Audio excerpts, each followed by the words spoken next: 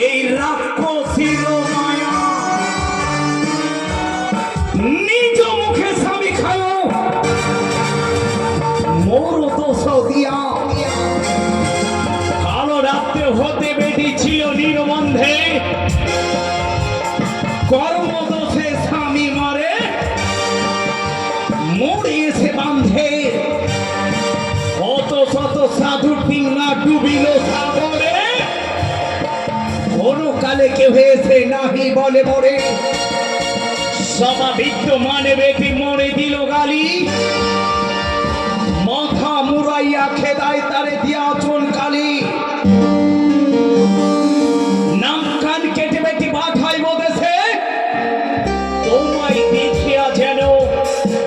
দিবা রাত্রি হাসে আজ দেখব কে থাকিবে তোমার পথে আমি রয়েছি পদ্মাবতী আমি রয়েছি ওই বেহুলার কাছে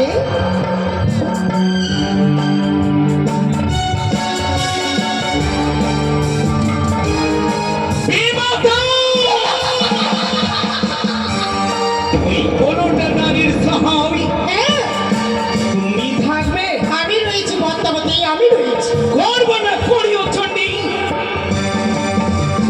তব স্থানে কই তোমার বাক্য না সই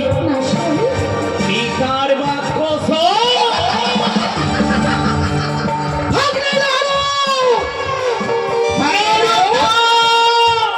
পদ্মাবতী দাদা ভাগ্নে লাড়ো দেখলে ভাগ্নে দেখলে এই দেব সমান মাঝারে পদ্মাবতী এসে আজ আমার বাক্য না শুনে তার বাক্য শুনে নারদা ওই পদ্মাবতী দাদা গো কি তোমার ছাড়া আমার গতি নেই সত্যি তুমি আমার সম্বল তুমি আমার দিকে তো হ্যাঁ গো বেশ ভাগ্নে লাড়ো আজ আমি দেব সমান মাঝারে এই পদ্মাবতীকে উচিত শিক্ষা দেব তাই হবে মামিমা তাই না ভাগ্নে হ্যাঁ তাই আমি বলি পদ্মাবতী ঠিক কেন কহ বড় কথা কি বাবাকে মুড়ায় দেবী এই বেহুলার মাথা কি মহাজন মহাজন হয়ে বেটি পক্ষাপক্ষী হয় ইন্দ্র সভা বেটি হাস্য হয়ে যায় বাপের রাজ করিস টাকা চুরি কারে করিস সর্বনাশ কারে করিস নারী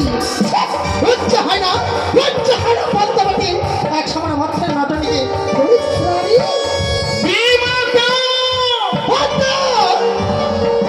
সাবধানে কহ চণ্ডী বাঁকা না কহিবে তব দোষে তোর বাপের মাথা কাটা যাবে সত্যি যদি হই আমি শিবের কুমারী দশের হাতে মুড়াইব মাথা তোর বাপের